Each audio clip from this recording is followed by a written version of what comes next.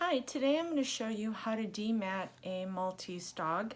The area that I'm focused on today is the top knot.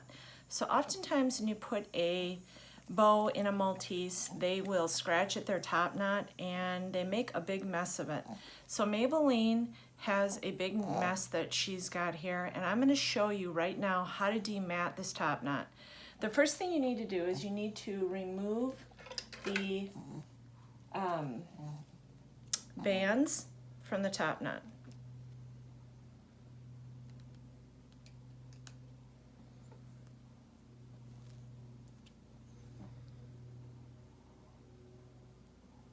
Being careful not to cut the hair. Okay, once you get the bands out, then you still have a mess to deal with, so I'm going to show you how to demat.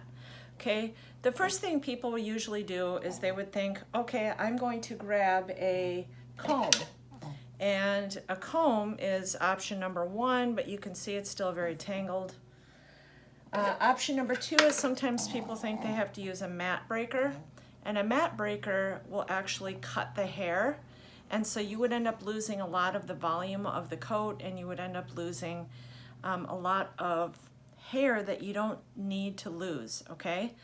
And the third option is to use a dematting brush.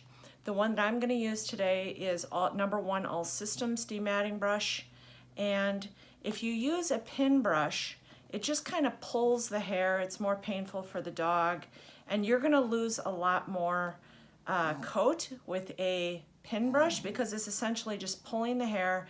It's not untangling it. What I find is the dematting brush works the best. This is actually called a slicker brush, and this is by number one All Systems. And what we're going to do is we're going to lay the mat across our hands. You do not want to go directly against the skin with this. You will get brush burn. So the bristles are actually very, very fine. They are designed to separate the hair, the different pieces of hair, and get the tangles out without losing coat. And I don't know how to explain how it does it, but it just pulls the hair apart instead of pulling it out, and it doesn't break the coat, okay? So you want to do this. You can do this if you have tangles before a bath. You can do it after a bath. You can do it while you're blow drying, but I typically like to do it before. So what I'm going to do is I'm going to hold the mat on my hand like so, and I'm just going to go against my hand. And you can see it very easily just gets the mats out. It doesn't pull their hair, and I'm not going directly against the skin. And you can see that I already got the mat out. So that's how you use a slicker brush, is you just put it against your hand. She's got a mat over here. Let me see. Right here is another area that they will get matted, is they get matted on their mustache. So I'm going to go ahead and work on this.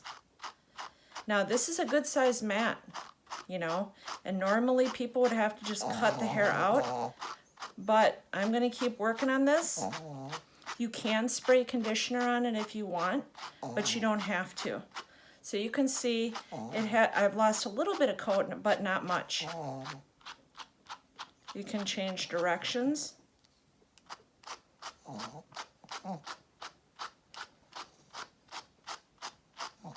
Going against my hand, you can see there's a tiny, tiny, tiny piece of mat that's going to come out. For the most part, the hair will stay intact.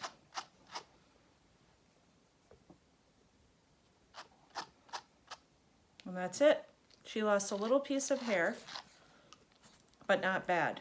So I was able to get that mat out. Sometimes they will chew on their mustache, and it will cause matting. If you give them any kind of treats, any kind of chewy rawhides or any kind of bully sticks, greenies, that kind of stuff will actually cause their facial finishings to get matted. So you can just wash the hair and then come in here and get the mats out. I hope this helps. Thanks for watching.